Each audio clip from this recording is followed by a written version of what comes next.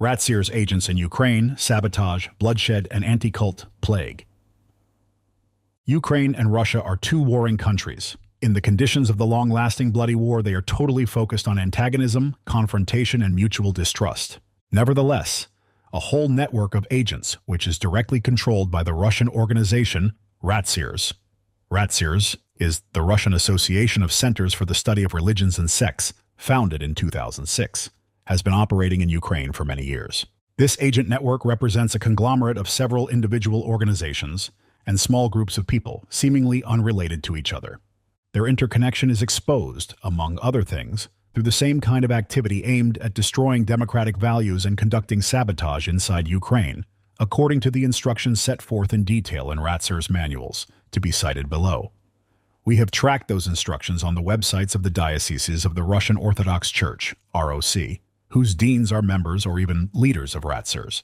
The tasks of RACIRS agents include anti-cult activities using Nazi dehumanizing methods, carrying out all stages of genocide of undesirable groups of people, spreading slander and disinformation, manipulating public opinion, influencing legislative, executive, judicial and religious authorities, mass media, law enforcement agencies, and special services. Officially, RACIRS is an anti-cult organization aimed at combating undesirable religious movements, but in reality, it carries out an ideological and information warfare in the media space. RACIRS president is Alexander Dvorkin, and its vice president is Archpriest Alexander Novopashin. Alexander Dvorkin's teachers at one time were Johannes Agard and Wilhelm Hack, direct successors of the Nazi activity of Walter Kunith, who headed the Apologetic Anticult Center under the Third Reich. RACIRS members supervise an extensive network of subordinate organizations across the globe, while many of their agents are themselves members or directly connected with the governments in their countries. In Russia, RACIRS oversees the Federation Council that is controlled by members of the so-called secret Divevo Brotherhood. This was earlier discussed in the article Divevo Order, Control Center of Global Anti-Cultism, Revival of Nazism. Now, let's examine how the network of RACIRS agents operates in Ukraine. All Ukrainian Apologetic Center, AUAC, in the name of St. John Chrysostom.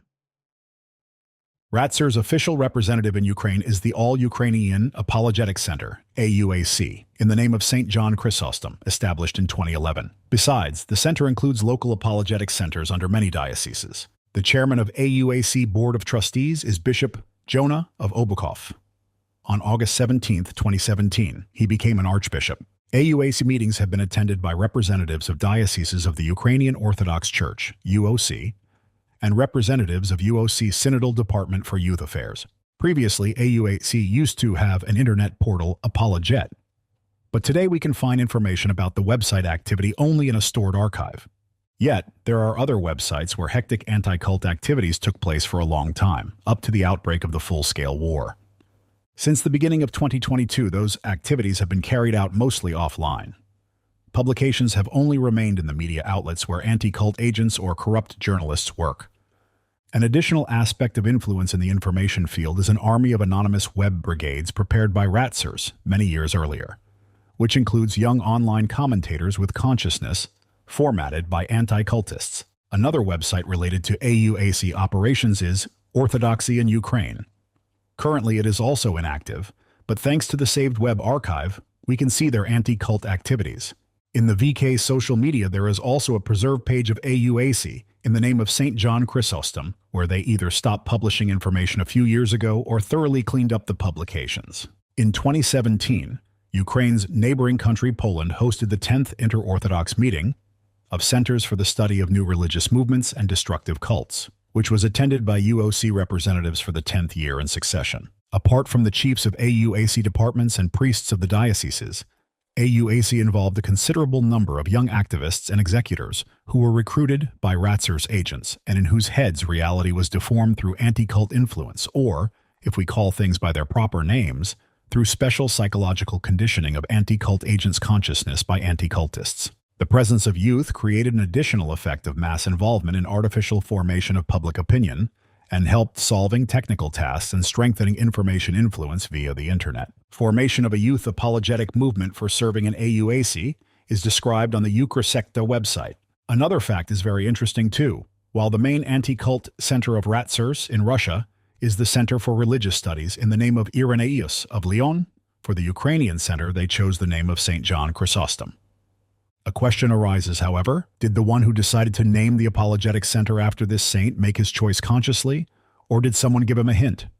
After all, if in this way young people are supposed to join the study of the Holy Father's heritage in order to protect their faith, as indicated in the document on the screenshot, how will the following sayings by the Holy Fathers, for example the one after whom the Apologetic Center is named, affect youth? Let us present to your attention the famous St. John Chrysostom, 4th century AD, who is frequently quoted in Orthodoxy and whose words are particularly attractive to those hierarchs that support the narratives of Nazi ideologists from RACIRS. In his homily for Against the Jews, St. John Chrysostom said the following: "Suppose someone slays another in accordance with God's will. This slaying is better than any loving kindness. Let someone spare another and show him great love and kindness against God's decree. To spare the other's life would be more unholy than any slaying, for it is God's will and not the nature of things that makes the same actions good or bad." These are the words by a man called a saint. However, what did Jesus Christ teach? You have heard that our ancestors were told, "You must not murder. If you commit murder, you are subject to judgment." Matthew 5:21, NLT. For anti-cultists in the church ranks, a man who calls for killing by God's will is superior to Jesus Christ himself. This man is the one whose will an anti-cult agent will carry out when they are ordered to go and commit murder. A question arises. What does Christianity have to do with that? And who is actually the mouthpiece of God's will in the understanding of anti-cultists? Only ROC hierarchs may be those mouthpieces because all other religious organizations aren't Orthodox Christian, thus not being authentic, as anti-cultists like to repeat. Here's another quote by St. John Chrysostom from the homily for Against the Jews. "The man who struck the prophet was saved. The one who spared the prophet was punished. Why? That you may learn that, when God commands, you must not question too much the nature of the action. You have only to obey. Yet, the will of which God must be obeyed in this case if it implies violation of one of God's main commandments. Do not kill? It is worth immediately delving into several pages of the website ucrsecta.info, where you can trace how members of AUAC execute some of the instructions from RACIRS manuals. For instance, on November 24th, 2011, a roundtable, Orthodoxy in Ukraine, Relevance of Modern Apologetics, was held. On March 3, 2012, the documents adopted at the roundtable were sent to UOC Episcopate and the public, to be more precise, to all UOC dioceses, as well as to the President of Ukraine, members of the Ukrainian Parliament, and executive authorities. As a result of the meeting, 6 final documents were adopted. On assessment of foreign experience in differentiating the cultural contribution of religious traditions at the national level, on introduction of practices of the dangerous totalitarian sect, Scientology, into the Ukrainian education system, on insulted feelings of believers and incitement of interreligious strife, on the relevance of establishing an Orthodox Christian Association of Psychologists and preventing pseudo-Orthodox psychological practices, on formation of the Youth Apologetic Movement, the concept of apologetic service in modern Ukrainian Orthodoxy. Special attention should be paid to the document entitled On Assessment of Foreign Experience in Differentiating the Cultural Contribution of Religious Traditions at the National Level. Here's a quote from this document. "It would be relevant if the leaders of Ukraine started working jointly with representatives of traditional religions on finding ways to optimally improve Ukrainian legislation according to European practices. Perhaps an appropriate step could be establishing a joint commission from among representatives of legislative and executive bodies and traditional canonical religions."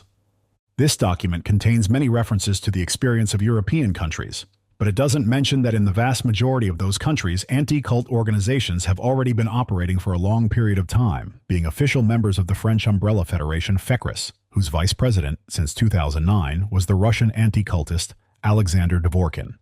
At that time, he was already the president of the notorious RACIRS. Yet, let's go back to RACIRS instructions. Before giving the first example of such instructions, for comparison, let's consider a document that presents the concept of apologetic service in modern Ukrainian Orthodoxy. The document explicitly describes interference in public affairs of Ukrainian executive and legislative authorities. Here are some excerpts from the screenshot above.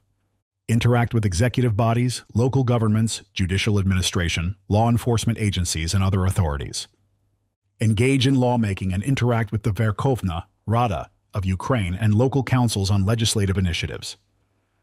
Disseminate information about totalitarian sects, as well as any other information relevant to the implementation of AUAC, Apologetic Center goals, both through AUAC's own media projects and through interaction with mass media outlets. Publish books, articles, brochures, booklets, and other printed materials as well as audio and video products. Conduct educational work in military units, healthcare institutions, and among employees of various organizations. Arrange public campaigns and events, etc. Now, let's compare these instructions with the instructions voiced by Archpriest Dmitry Smirnov at the Anticult conference Totalitarian Sects, Threat of the 21st Century, organized by Alexander Dvorkin in Nizhny Novgorod, Russia, in 2001. Back in 2001, Russian anti-cultists issued detailed instructions on how to counteract any undesirable organizations, how to interfere with the competences of legislative, executive, and judicial bodies, as well as state registration agencies, and how to violate the law, the fundamental democratic principles, presumption of innocence, pluralism of opinions, and human rights. From their instructions, we find out how even two individuals, using artificially formed public opinion, can ensure closure of any undesirable organization or arrange a nation-scale case. Moreover, there are dehumanizing methods such as labeling and stigmatization of targeted organizations and people. Implementation of these recommendations can be seen in the Ukrainian information and legislative space over the last 12 years. The flywheel of destructive impact launched by Russian anti-cultists in 2001 at the conference in Nizhny Novgorod ultimately gained momentum in Ukraine 10 years later and hasn't stopped to this day. It is even pointless to comment on some of the statements in the conference records. Every deputy needs to understand that if their program doesn't include the words "fight against totalitarian sects," they won't succeed. We hired them, you see. They work for us. Thank God we were born and raised in an empire. And of course, every Russian person has a natural imperial consciousness. It's necessary to establish a youth organization in every parish. So creating such organizations where there's sports, some intrigue, and where we can send these guys like scouts into sects is to gather addresses, names, and photos, so that they can create internal structures and blow up these sects from the inside. We are used to the idea that Russia is vast. Russia is strong, Russia is great, and that we have plenty of nuclear buttons, that we could destroy the world if we wanted. Yes, theoretically it's possible, but we no longer have people with the courage to push those buttons. Our people have spiritually diminished. There are no longer individuals who would dare do it, dare to say, yes, we can dictate, we can call the tune. Names and addresses. Two people in any city can easily find out the names, patronymics, addresses, and home details of all the leaders of existing sects. You can photograph them as they leave their homes. Let every city resident know their faces, first and last names, patronymics, home addresses, and phone numbers. And let them continue to live like that. This was how the Nazis operated once, and today nothing has changed. By the way, it wasn't just the Nazis, this was also how the Bolsheviks operated. RACIRS agents in UGCC, Ukrainian Greek Catholic Church. The above is just one of many examples that convey the true goals of anti-cult organizations. Not only the AUAZ, in the name of St. John Chrysostom, organized under the UOC, followed RACIRS' instructions. The implementation of these instructions can be traced in another Christian denomination in Ukraine, the UGCC, Ukrainian Greek Catholic Church. Let us present an example from Helena Bilak's study, Specifics of Using PR Technologies in the Communicative Activities of the Donal Sect, and UGCC's anti-sectarian campaign. The first and obvious feature of this document is the use of the Nazi method of branding with dehumanizing labels like sect and cult. It should be noted that these stigmas were coined into the information field in the former USSR countries in 1993 by Alexander Dvorkin, a disciple of Johannes Agard, who continued the activities of Nazi ideologists. The document begins with the following statement. One of the problems that is particularly evident today, and that requires the use of PR tools by the churches, is the spread of various sects, cults, in Ukraine. It then mentions organizations such as Embassy of the Blessed Kingdom of God, Jehovah's Witnesses, and the Unification Church. In this way, another method of Nazi anti-cultists and Hitler himself, the method of guilt by association, is tacitly implemented. After the failed assassination attempt of July 20th, Hitler invoked the ancient tradition known as Sippenhaft to punish the crimes of those considered traitors. With Sippenhaft, A person could be guilty simply by association, starting with those connected to the failed attack. Family members, friends, and colleagues of the conspirators were also held responsible. This tradition was used to justify the imprisonment and sometimes murder of thousands of people. Special attention in this work is given to the so-called Donelites, or the UOGCC, Ukrainian Orthodox Greek Catholic Church. The document further notes that the problem is not only about legislative regulation of the cults issue, but primarily about how to counter them effectively. Afterwards, detailed instructions are provided to the canonical churches in Ukraine, particularly the UGCC, since the document directly concerns it, outlining what actions they should take and how to counter unrecognized non-canonical organizations, which are deliberately dehumanized in the document with the derogatory labels of sect and cult. Being true masters of information warfare, RACIRS agents did not forget to mention in their recommendations an important aspect of the informational influence on public consciousness, the importance of anti-sectarian publications in mass media. Anti-sect PR should primarily be the responsibility of church structures, as well as denominational and interdenominational organizations, which are obliged to systematically and purposefully spread information about a particular sect and warn the faithful about its activities. Equally important is the so-called spontaneous PR, which involves the publication of various awareness-raising materials in the mass media.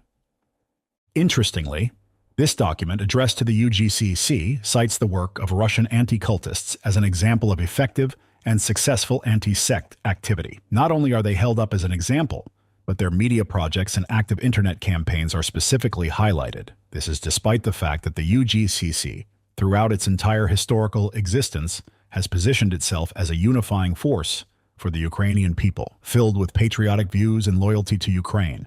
Apparently, this didn't prevent embedded agents from providing a list of Russian projects and anti-cult centers, conveniently forgetting to mention RACIRS itself.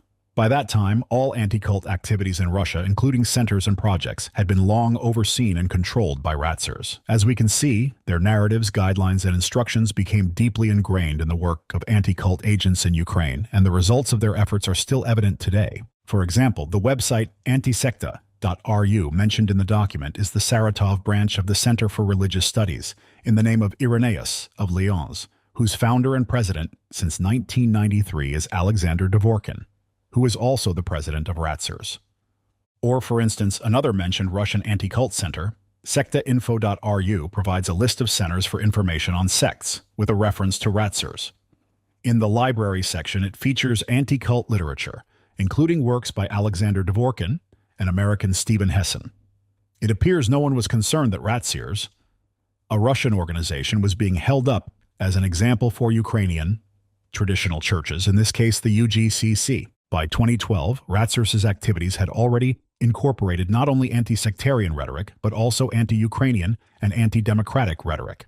Its agents had long been spreading disinformation and conducting covert sabotage in Ukraine. Moreover, RACIRS agents had already been spreading the narrative that the first Maidan in Ukraine, in 2004, was organized by sectarians, and that sectarians were among its ranks. Returning to the document, specifics of using PR technologies in the communicative activities of the Donel sect and UGCC's anti-sectarian campaign, several recommendations concerning Ukrainian anti-sect activity are also provided. Point 1 states, among other things, that efforts should focus on publishing expository materials that help solidify a negative image of sectarian groups. Special attention should be given to the targeted nature of the journalism, which should address both believers and non-religious people. In other words, the goal of anti-cult organizations is to create and cement a deliberately negative image of undesirable groups in society, regardless of the actual facts, activities, or values within these organizations. Simply put, anti-cult Nazis have for many years dehumanized citizens of their countries, violating the presumption of innocence with their branding and baseless accusations, and destroying the lives and futures of countless people. This activity is a real act of sabotage within the country, undermining its integrity and waging a covert ideological war. How else can one describe the undermining of the rule of law, the Constitution, and the democratic principles that are the foundation of a free and just civilized society? This is nothing less than a return from civilization to the darkness of dictatorship and totalitarianism. Let's specifically highlight point 2, rehabilitation of former sect members. This is a favorite and key method used by anti-cultists, availability of victims who need protection. And if no victims exist, they start looking for them. This issue has been previously addressed in the article The Role of Apostates in Anti-Cult Organizations, Creating the Fake Victim. In point 3, we once again hear RACIRS' directive to influence government authorities. It begs the question, who are these people who believe they have the right to dictate to the governments of any country and seize control of the informational space in any nation? What kind of authority over authority is this? Further down, in another excerpt from the document, we see the same instructions. The UGCC's allies in this matter can and must include government authorities, Christians of other denominations, journalists, law enforcement officers, educators, doctors, and others. Just as anti-cult nationalism began spreading in Russia in 1993, by 2011 to 2012 it had fully infiltrated Ukraine. Similarly to how RACIRS representatives infiltrated other denominations, such as the same AUAC, UOC, and its dozens of diocesan apologetic centers. The UGCC is also urged to establish a head information and consultation center and similar regional offices. It has also been observed that before 2011 there were already anti-cult publications in Ukrainian media that used dehumanizing labels like sect and cult and mentioned RACIRS leaders. For example, RACIRS Vice President Archpriest A. Novopashin. Interestingly, in 2004, another anti-cult conference titled Totalitarian Sects and the Democratic State was held in Novosibirsk. Among the 612 registered participants, there were also citizens from Ukraine. Moreover, 2006, the year RACIRS was founded, marked the consolidation of all Russian regional anti-cult centers under this organization and the intensification of anti-cult activities in neighboring countries. In addition to these factors, another reason for the emergence of such publications in the Ukrainian media space was the need for informational processing of the population, preparing the ground, creating the appearance of a problem and danger. In other words, creating the illusion of the need for anti-cult organizations in society. The last screenshot provides information from the news portal Ukraina Kriminalna, featuring an interview with Alexander Novopashin, Vice President of RACIRS. In addition to publications with RACIRS leaders, this portal also published an interview in 2008 with Friedrich Greiss, then president of FECRIS. Friedrich Greiss was the president of FECRIS until 2009. In 2009, Thomas Jeffrey Sackville was elected as the new president during a meeting in St. Petersburg, Russia. Hidden connection between Ukrainian anti-cultists and RACIRS, amid publicly anti-Russian stance. Anti-cult tactics of the Bolsheviks, exploiting current military and political contexts. In the rhetoric of contemporary Ukrainian anti-cultists, one particular trait is noticeable, suggesting the use of methods reminiscent of those employed by the Bolsheviks during religious repressions. For instance, consider another excerpt from the previously mentioned document addressed to the UGCC, which refers to the Donalites. It is important to note that the UGCC not only denies the accusations from the Donal sect or refutes them, but also attempts to understand the reasons behind the emergence of such a movement. For instance, in the aforementioned interview, Father O.D. Vilchinsky answered the journalist's question about who benefits from this, and then continued with such accusations as beneficial to Moscow's geostrategists. Another attempt to split the UGCC was made through an intelligence agent of the former communist Czechoslovakia. We have a new cult, a Moscow Philic cult, extremely radical and militant. They are a combat unit of the same Russian world, and so on. Among the methods used by anti-cultists, both current and Soviet, is the patterned approach of accusing groups of collaborating with foreign countries or working for their intelligence services. In assigning such espionage-related allegations, a key factor for Soviet anti-cultists was the recent or ongoing negative historical experience of the population living in the territory where the anti-cult propaganda was being launched. The countries allegedly supporting these so-called cults were chosen based on the national audience to which the propaganda was addressed. For example, the Ukrainian language journal Bezvernik, A Faithless Man, 1925 to 1935, published in Kharkiv, had key rhetorical differences from other anti-religious propaganda journals such as Bezboshnik Ustanka, The Godless at the Machine, 1923 to 1931. Bezboshnik, The Godless, 1925 to 1941, and Anti-Religioznik, Anti-Religionist, 1926 to 1941, which were published in Moscow. Due to recent Polish-Ukrainian confrontations, Bezvernik, A Faithless Man, introduced narratives claiming that sectarians were working for Poland. This was a quick way to tarnish undesirable organizations by invoking recent strained relations between the two peoples, casting Polish counterintelligence as the patron of these movements according to Bolshevik propaganda. In other words, the choice of a patron country for the stigmatized religious movement was based on the audience's historical experience of conflicts with other countries, rather than actual collaboration or lack thereof. The selection was made based on what was relevant and alive in the local population's consciousness. In other regions of the USSR, a global enemy and patron of the cults was often portrayed as the United States or Great Britain. For audiences in specific territories, the sectarian friends were countries like Germany, due to the lingering memory of World War I in the 1920s and 1930s, Romania and Sweden, mentioned in the journal Bezvirnik, as well as Denmark and the Netherlands in the journal Anti-Religiosnik. In other words, the choice of the patron country for stigmatized organizations was largely irrelevant to global anti-cultists, much like the specific Christian denomination or religion used against them. Similarly, anti-cultists did not care which political force they used as their puppet, whether Bolsheviks or Nazis. Their primary goal across eras was to divide, clash, and control, manipulating chaos and deceit to further their global objectives while covering their tracks. Other countries that Bolshevik propaganda associated with sectarian patronage included Japan and Italy. These countries appeared alongside Germany in propaganda journals of the 1930s as global events pointed to imminent attack by Hitler. During this time, fascism and Nazism were spreading, and preparations for a new global war were underway, which anti-cult forces within the Bolsheviks exploited to strengthen their repressive mechanisms within the USSR. In essence, organizations labeled as sects or cults in Bolshevik propaganda journals were portrayed to the masses as collaborators, with invaders encroaching on sovereign territories and as agents of foreign states. In reality, modern anti-cultists use similar methods, but these tactics are now applied not only in print media and communication channels, but also in the online space.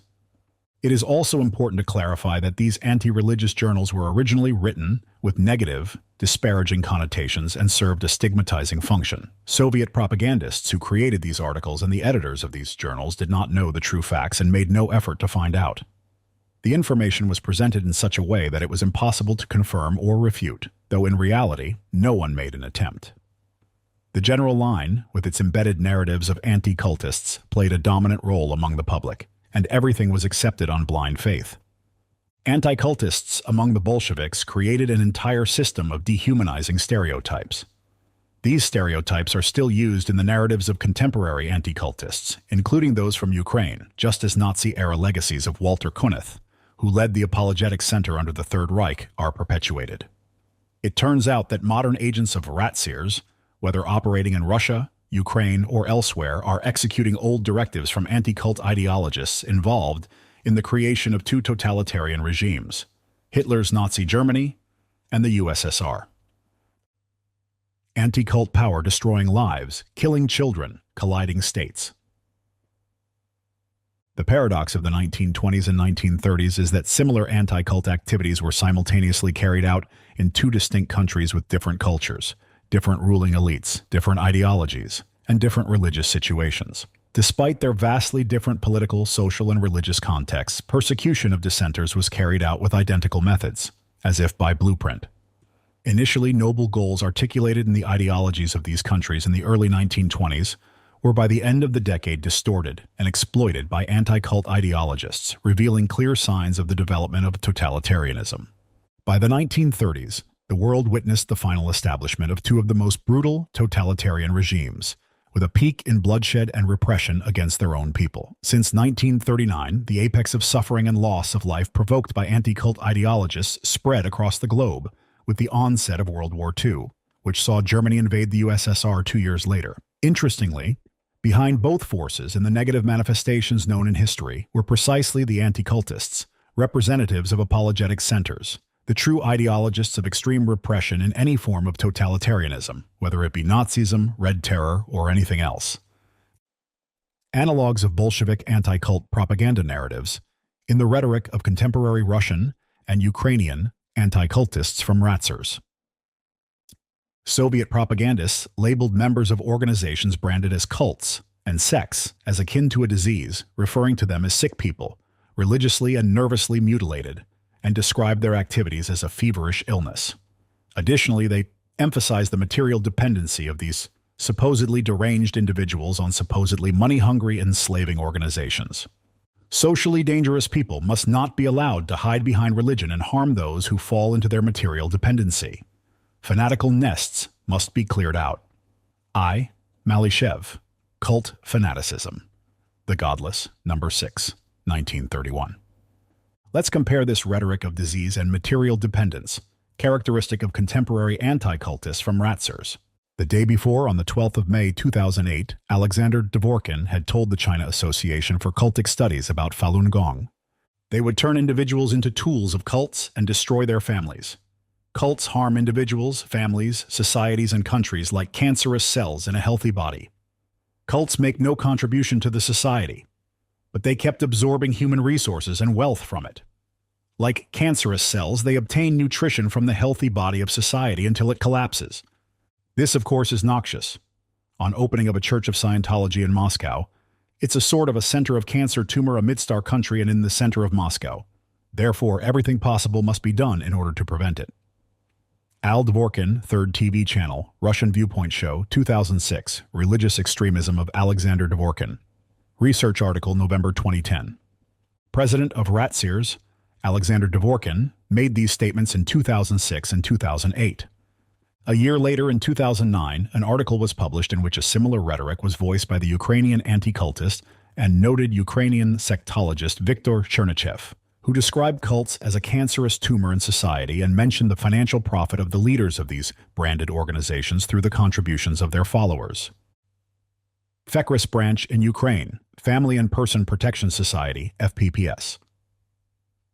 Interestingly, the anti-cult movement in Ukraine appears to be divided into religious and secular branches, with one stemming from RACIRS and the other from FECRIS.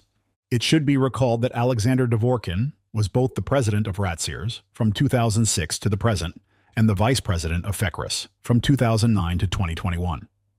After stepping down from his position as vice president of FECRIS, he remained a member of the FECRIS board of directors for a significant period. The FECRIS branch in Ukraine is the secular anti-cult organization known as the Family and Person Protection Society, FPPS. FPPS is mentioned on the official FECRIS website. The president of the Family and Person Protection Society, FPPS, is Vladimir Petukov.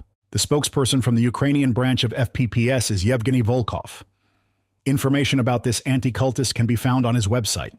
In fact, Yevgeny Volkov largely fulfills the role of a liaison. Spokesperson for the Ukrainian anti-cult organization FPPS, longtime member of the European Federation FECRIS, former member of the International Cultic Studies Association ICSA, published detailed information about the totalitarian sects, threat of the 21st century conference, Russia, 2001, and his participation in it on his website. Yevgeny Volkov is an associate of Alexander Dvorkin.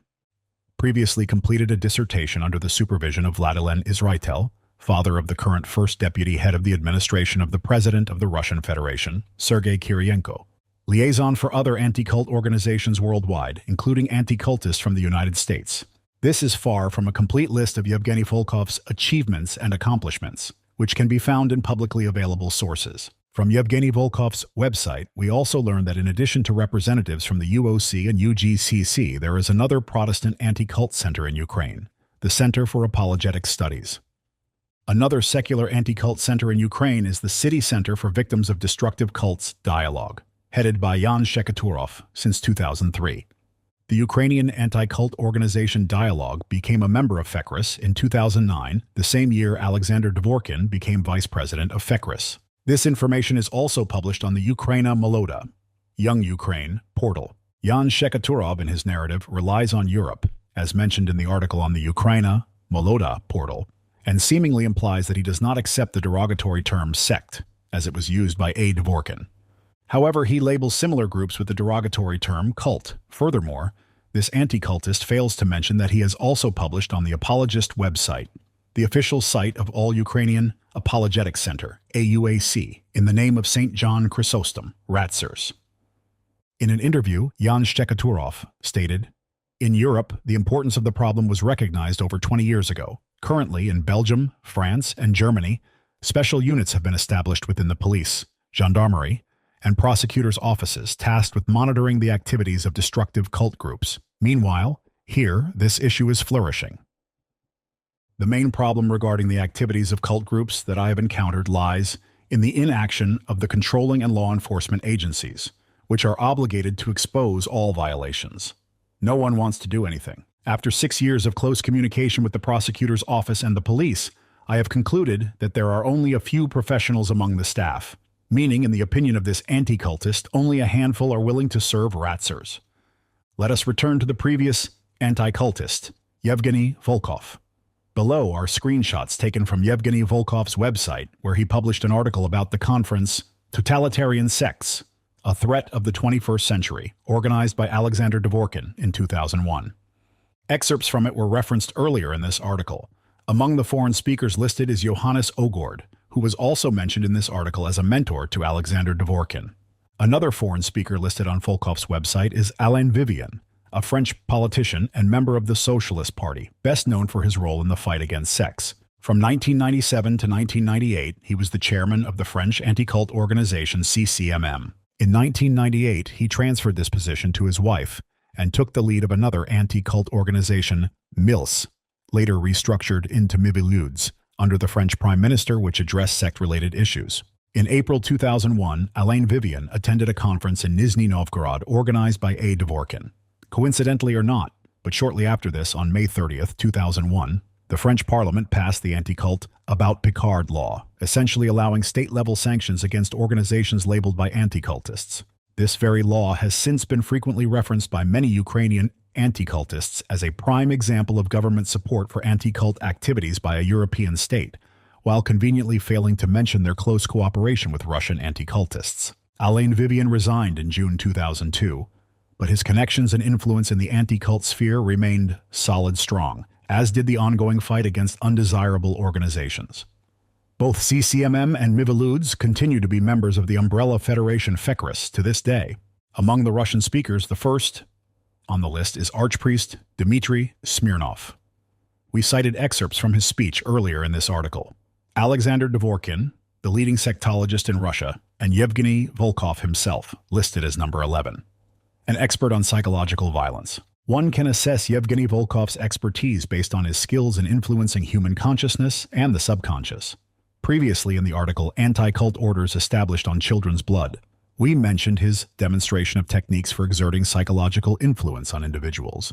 Italian sociologist of religion Professor Massimo Introvigne makes an interesting reference to FECRIS and FPPS in Bitter Winter, the Journal on Religious Freedom and Human Rights.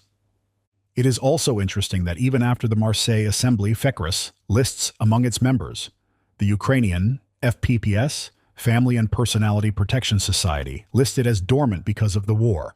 A leading member of this Ukrainian group is or was Vladimir Nikolaevich Rogatin, who became notorious for launching as early as 2014 through Russian media the ideas that Ukraine was plagued by Satanism, and that the Maidan anti-Russian revolution and the defense of Crimea against the Russian invasion had been infiltrated by Nazis and neo-pagans, both key tools of Russian anti-Ukrainian propaganda. In the latter article, Rogatin was introduced as a correspondent member of the FECRIS. The year 2014 marked the beginning of military conflict in eastern Ukraine. This was preceded by the Revolution of Dignity, which started in 2013, and anti-cultists from RACIRS were among the first who criticized it. Interestingly, the two periods of revolution in Ukraine coincide with an intensification of anti-cult activities in Ukraine, including at the legislative level. Attempts to promote anti-cult legislation in the Ukrainian parliament. Previously in the article Divevo Order, Control Center of Global Anti-Cultism, Revival of Nazism, we noted that in 2004 and 2013, prior to the Ukrainian revolutions, there were attempts to advance anti-cult legislative proposals in Ukraine. In 2020, Ukrainian scholar and religious expert Dr. Lyudmila Filipovich commented on yet another effort to push a new anti-cult bill in Ukraine. I was asked how I view the proposed anti-cult bill. I have been observing this for more than a year. Such attempts have occurred before, and we managed to fend them off in a timely manner. I remember it was the case in 2004 before the revolution, and in 2013 as well. There is a very clear pattern. As soon as there are any problems, they immediately appeal to this topic, believing it can distract the working people from pressing issues. I perceive this current initiative of the anti-cult bill as yet another manifestation of hybrid warfare. I see here, without being a proponent of conspiracy theories, An obvious hand of Moscow, pardon my language. After all, they have repeatedly tried to push through a similar law there in order to ban all religions except the Moscow Patriarchate. And this initiative is nothing more than clumsy mimicry. News about this anti-cult bill in Ukraine was published in Ukrainian media in July 2020. Coincidence or not, 2 months earlier, on May 29, 2020, a presidential decree was issued in the stronghold of RACIRS, Russia, approving a new version of the strategy for countering extremism in the Russian Federation until 2025. Although the term sect is not mentioned in this document due to the long-standing dictatorship of anti-cultists in Russia, any organizations branded as sects fully fall under the categories of extremism and terrorism, as stated in this decree. This decree was also highlighted by leading anti-cultist vice president of RACIRS, Archpriest Alexander Novopashin, in his article "And I Continue My Run." Evidently, Ukrainian scholar Dr. Lyudmila Filipovich was correct when she stated that this initiative of the anti-cult bill in Ukraine is nothing more than clumsy mimicry. I see here, without being a proponent of conspiracy theories, an obvious hand of Moscow, and this initiative of the anti-cult bill in Ukraine is nothing more than clumsy mimicry. In Ukraine, in 2020, the anti-cult bill was lobbied by member of the Verkhovna Rada Galina Tretyakova. It is worth noting that Galina Tretyakova has been repeatedly criticized, among other things, for using terms such as low-quality children, for citing examples of sterilizing undereducated women, for statements claiming that the relatives of those missing in the war in Donbass are allegedly profiteering from social benefits of these individuals, unwilling to acknowledge them as deceased, for proposing a gradual increase in the retirement age, for actively confronting trade unions during her tenure, and for consistently engaging in activities strikingly incompatible with the social policy field entrusted to her. Additionally, since May 2020, Galina Tretyakova has been a member of the delegation to participate in the Trilateral Contact Group for Resolving the Situation in Eastern Ukraine, representing Ukraine in the Working Subgroup on Humanitarian Issues by Agreement, Presidential Decree of Ukraine, number 167, 2020, dated May 5, 2020. RACIRS' instructions on sabotage for Ukrainian citizens. After presenting the facts about the extensive RACIRS agent network in Ukraine, let us conclude with another example of RACIRS' sabotage instructions in Ukraine. These sabotage guidelines are published on the websites of the dioceses headed by ROC priests who are members of the RACIRS and who are conducting information warfare against the Ukrainian people. We found the first such example of guidelines on the website of the Novosibirsk Diocese of the Russian Orthodox Church, whose rector is the previously mentioned vice president of RACIRS, Archpriest Alexander Novopashin. This guideline is located in the Library tab of the website in the Reference Literature section. Upon further investigation, we found that a similar guideline was published on other websites of the dioceses of the Russian Orthodox Church. When we first saw this manual on conducting sabotage in Ukraine, published on the websites of the dioceses of the Russian Orthodox Church, ROC, there was still a glimmer of hope that the sabotage promoted by RACIRS agents was more theoretical than practical. However, a more sober reflection on the events of recent years in Ukraine and Russia reveals the extent and scale of their agent network's infiltration across all layers of the population in Ukraine, within the information space, among journalists, educators, military personnel, law enforcement, clergy, and even across all branches of government, legislative, executive, and judicial. It is worth noting the ban on the UOC in Ukraine in August 2024, Law Number 3894-9. The title of this law is more general, on the protection of the constitutional order in the field of activities of religious organizations. But its effects primarily concern the activities of the UOC. The final version of the law includes a 9-month transitional period, during which the UOC is given time to sever ties with the ROC and merge into the OCU.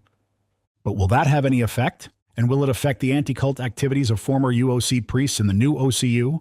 From the beginning of the full-scale invasion, February 2022, until spring 2024, only 685 out of 8,782 churches of the UOC operating in Ukraine transitioned to the OCU.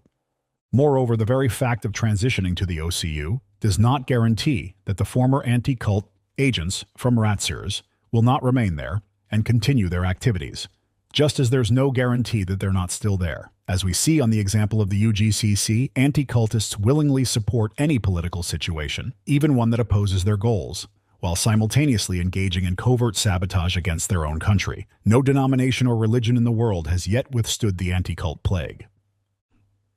Conclusion. A review of the growing RACIRS agent network in Ukraine over the past 24 years reveals a clear pattern. Any government, country, religion, or confession is ultimately subservient to the agents of global anti-cultism. The Bolsheviks and National Socialists of the past could not resist them, and neither could modern Russia with its inherent pride and imperialism. In fact, Russia has become a stronghold for their associates. Likewise, free-spirited Ukraine and democratic Europe have failed to resist them. Moreover, since 1993, anti-cult agents have been infiltrating and conducting destructive activities in the United States, the bastion of the democratic world. Global anti-cultism is a force that pits nations against each other, spilling innocent children's blood. Its actions are systematic and inconspicuous, as they were gradually implemented over many years according to a prearranged scenario. Until recently, all crimes committed by anti-cult agents went unpunished. However, in July 2024, the Impact documentary exposed the true culprit of suffering and long-standing anguish of humanity. The world learned the truth. Now, it is up to each of us to determine how soon we will stop this accelerating mechanism of destructive impact that is killing our children daily. You must ask yourself this question before the plague of anti-cultism knocks on your door. First, they came for the socialists, and I did not speak out, because I was not a socialist. Then they came for the trade unionists, and I did not speak out, because I was not a trade unionist. Then they came for the Jews, and I did not speak out, because I was not a Jew. Then they came for me, and there was no one left to speak for me. Martin Niemöller, 1892-1984.